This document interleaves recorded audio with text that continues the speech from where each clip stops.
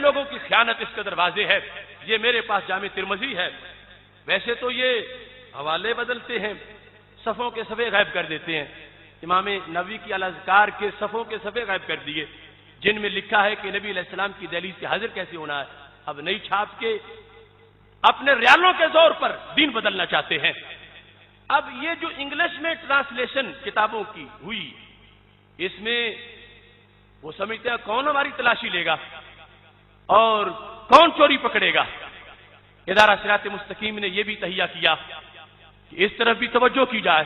اب بطور مثال ایک ان کی خیانت اور وہ مکتبہ یہاں لاہور میں بھی اس کی برانچ موجود ہے دارالسلام کی، جس نے ٹرانسلیشن اس کی آپ کروائی ہے، شائع کی ہے. اور خیانت دیکھنا حدیث کو بدلنا، دین کو معاذ اللہ بگاڑنے کے مترادف ہے. یہ جامع ترمذی ہے، اس میں قبر والوں کی شان کا ذکر ہے. حدیث تو میں وہ پہلے پیش کر چکا ایک سیمینار کے اندر. باب ما جاء فی سورۃ الملک، سورۃ الملک کی فضیلت کیا ہے. ضرب بعض اصحاب النبی صلی اللہ علیہ وسلم خباءه لا قبر وهو لا يحسب انه قبر انسان. صحابہ مہم پہ نکلے، خیمہ لگایا، سمجھتے تھے یہاں کوئی نہیں. اذن فیہ انسان یقرأ سورۃ تبارک الذی بیدہ الملک، لیکن وہاں زمین میں کوئی تھا اور سورہ ملک کی تلاوت کر رہا تھا. حتی ختمہا، یہاں تک کہ پوری سورہ ملک اس نے ختم کر ڈالی. صحابہ گئے واپس، آقا علیہ السلام سے پوچھا معاملہ کیا ہے.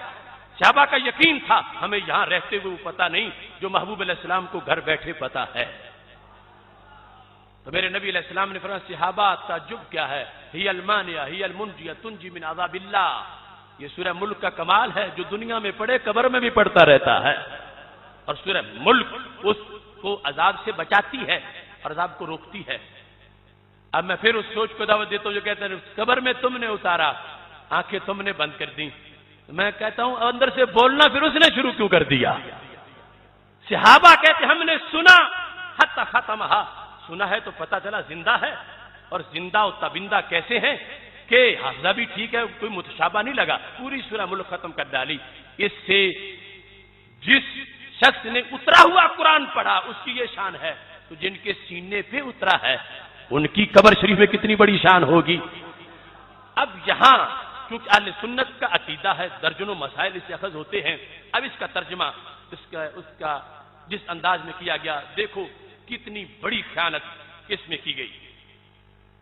کہتے ہیں one of the companions of the prophet put up tent upon a grave without knowing that it was a grave. کہ رسول اللہ صلی اللہ علیہ وسلم کے ایک صحابی نے خیمہ لگا دیا ایک جگہ پہ، یہ نہیں جانتے تھے کہ یہاں قبر ہے، اس جگہ پہ خیمہ لگا دیا.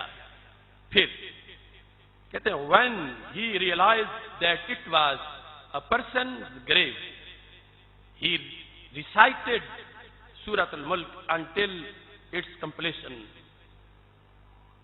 When he realized, جب اس نے یہ محسوس کیا that it was a person's grave، کہ یہ ایک انسان کی قبر ہے، تو پھر کیا کیا؟ کہتا ہے کہ he recited سورہ الملک، اس نے جو قبر کے باہر کھڑا تھا اس نے سورہ ملک کی تلاوت کر دی until its completion، اختتام تک. then he went to the prophet، پھر وہ چلا گیا رسول اللہ صلی اللہ علیہ وسلم کے پاس، یعنی وہ صحابی، and said O messenger of Allah، indeed I erected my tent without realizing that it was upon a grave. میں نے خیمہ لگا دیا یہ جانے بغیر کہ یہ قبر ہے، میں نے وہاں پہ خیمہ لگا دیا. So when I realized that there was a person in it، I recited Surah Mulk. جب میں نے یہ محسوس کیا کہ یہاں تو کسی کی قبر ہے تو میں نے سورہ ملک پڑھی، میں نے سورہ ملک پڑھی. حدیث کیا ہے کہ قبر والے نے سورہ ملک پڑھی، قبر والے نے سورہ ملک پڑھی.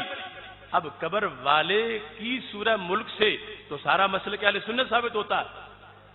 قبر والا سورہ ملک پڑھے تو ولی زندہ، قبر والا سورہ ملک پڑھے تو حیات اولیاء ثابت، اور قبر والے کا تصرف ثابت، اور آواز کا بحر نکل آنا ثابت، اور اس سے ان کے مسلک کی موت باقی ہوتی ہے۔ اب جن لوگوں کو یہ ترجمہ دین سکھائے گا اور جن تک حدیث اس ٹرانسلیشن کے ذریعے پہنچے گی تو ان کو کتنا زہر دے دیا گیا، یہ سلو پائزن۔ اب وہ کہیں گے کہ اندر والے نے نہیں پڑھی، باہر والے نے پڑھی ہے، آئی ریسائٹڈ، میں نے تلاوت کی، میں نے پڑھی، جبکہ ادھر حدیث شریف میں واضح طور پر ہے کہ اذن فی انسان یقرأ، غیب کا صیغہ ہے، یقرأ، انسان کی طرف ضمیر راجع ہے، ہوا کہ وہ انسان سورہ ملک پڑھ رہا تھا، اور آگے جا کر جب بتایا تو پھر بھی یہ کہا یقرأ، 2 مرتبہ یقرأ، غیب کا صیغہ ہے، اور ترجمہ کرنے والے نے 2 مرتبہ ہی متکلم کا بنایا، ہی کی جگہ آئی استعمال کر دیا ہے۔ اب جن کے نزدیک ہی اور آئی میں فرق نہ رہے، ان کی آئی گئی کا اندازہ کیسا ہوگا؟